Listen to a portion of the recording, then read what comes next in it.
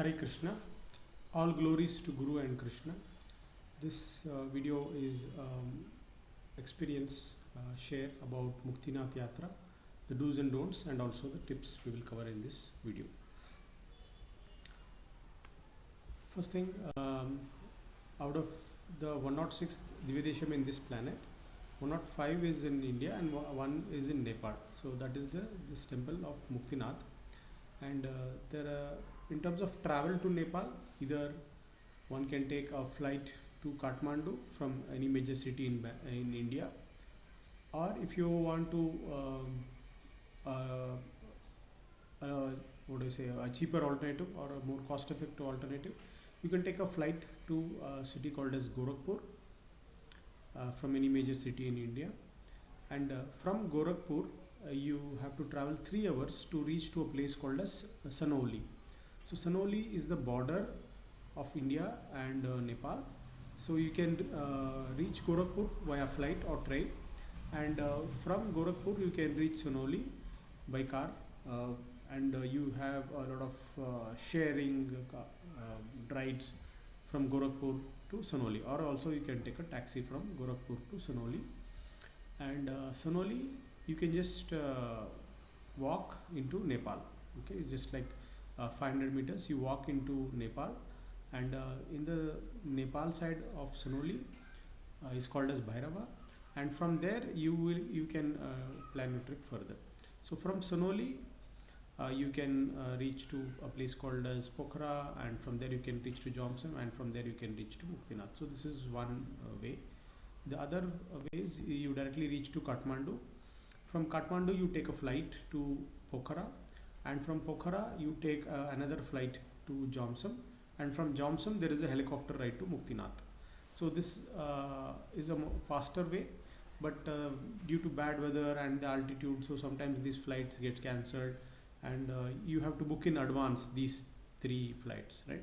So from India to Kathmandu, and Kathmandu to Pokhara, Pokhara to Jomsom, and Jomsom to Muktinath. So all these 3 flights have to be booked in advance, and there is always a weather aspect to it.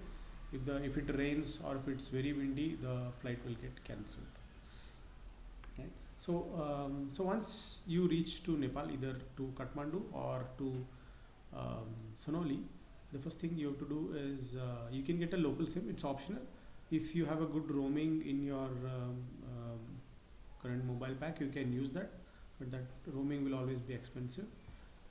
So you can take a local SIM, Nepali SIM, just by producing your Indian Aadhaar card, and that SIM you will get a better signal and coverage, and also a cheaper data packs throughout your stay in Nepal. And second thing you have to do is get some local currency. So per person, if you can get 10,000 Indian rupees, so that will be good enough. So 10,000 Indian rupees will become like 16,000 Nepali rupees, and that should cover your entire trip. So now we'll discuss about the first option, the road option. So you reach Sanoli border. From there, try to reach as early as possible, because throughout the Nepal this journey is going to be very on the hilly area. So but earlier you start is better. Say between 6 a.m. to 9 a.m. in the morning. If you start your journey, you will reach the next spot by afternoon or evening, and then you can take rest, and then you can take the next day journey. If you start late, you will be reaching in untime and hilly area, and it's not very safe to drive after sunset. So start your journey early. So make sure you reach Sanoli by 6 or 9 in the morning, and from there you will get buses and minivans to Pokhara.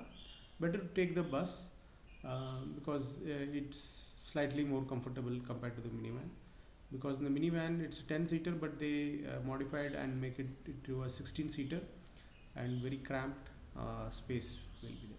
So take a minibus, and that will cost you around 800 to 1000 rupees Nepali. And Pokhara you can reach. You stay in Pokhara for the night, and next day early morning again you start from Pokhara to Jomsom. So again same thing, start early as possible, and once you reach Jomsom, either you can stay in Jomsom or you can stay in Muktinath. So in Jomsom the temperatures will be around 10 to 5 degrees Celsius. In Muktinath it will be 0 and -5. So it is your call. Either you can stay in Jomsom where it's slightly warmer, or you can stay in Muktinath. And the distance between Muktinath and Jomsom is roughly about 2 hours of drive. And you will get plenty of stay. So you start and suddenly you reach Pokhara. You'll have plenty of options. So there's one place called as Prithvi Chowk. Around that you have a lot of stay, and it is also in the city center. And you also get the bus for Jomsom from there. And in Jomsom it's a very small town, and the places where the bus stops, you have some 4-5 options there, and that's it. In Muktinath you have also some 4-5 options, and it's still getting the roads are getting constructed as of now. Maybe 1 year from now, if you go, you will have better staying options. The only factor being the temperature, right? And there is something called as the Arunachal Circuit permit. So basically, you have to take this permit to go to Muktinath, and Muktinath is part of this Annapurana Circuit, not Arunachal Circuit, Annapurana Circuit. So this costs around 1000 Nepali rupees. From the official website you can get this permit from Pokhara or Kathmandu, but you will have to go to that office at 10 a.m. and you will be losing out on time. So instead of that, you start your journey and from Pokhara, when you are going to Jomsom, so before that there's a place called as Gasa. So you can get the same permit there at the same cost of 1000 Nepali rupees. Or you can also get the same permit in Jomsom, but it will cost you 2000, right? So this permit is required for people other than Nepalis, and it costs 1000 Nepali rupees if you take it in Kathmandu, Pokhara, or the place called as Gasa on the way to Jomsom. But if you take the permit in Jomsom, it costs around 2000 rupees Nepali.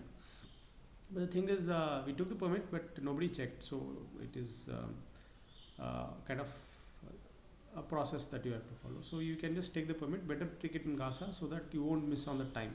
Otherwise, what will happen? You will not start your journey at 6. You will wait for the permit office, get the permit, and then you lose time on that. Or also there is an option to get this permit online. So that is also there. So same Nepali 100 rupees you will have to pay. In terms of language, Hindi is the language spoken, and they also speak another language. But Hindi is good enough. If you know good enough Hindi, you can manage yourself through. Next, in terms of food, so in Nepali culture, the meat-based diet is very high. So it's very less that you will get vegetarian food throughout your this journey. So what you can do is there are few options which I will suggest. So you can make a note and you can use that. So as far as you reach Pokhara, so Pokhara there is a place called as Marwadi Seva Bhojanalay. It's a small restaurant. So you can try to have there. You can ask them to make it Jain, so that they will make it without onion and garlic. Right? So Marwadi Seva Bhojanalay. It is close to the Prithvi Chowk. From there it's hardly 1 kilometer. So you can have there. In Jomsom there is a place called as Vaishnava Seva Ashram. Local people just call it as ashram. So there also you can get you can go to the ashram and request for some food, prasadam, and it's a very simple prasadam. So they make the rice and dal or khichdi and chapati dal. So very simple food, but you can get the sattvic food there in Jomsom. And also in Muktinath there is the Vaishnava Seva Ashram. You can inform them earlier, so they will prepare food and they will inform you. So you'll get simple rice dal or khichdi, chapati, very simple menu. Alright.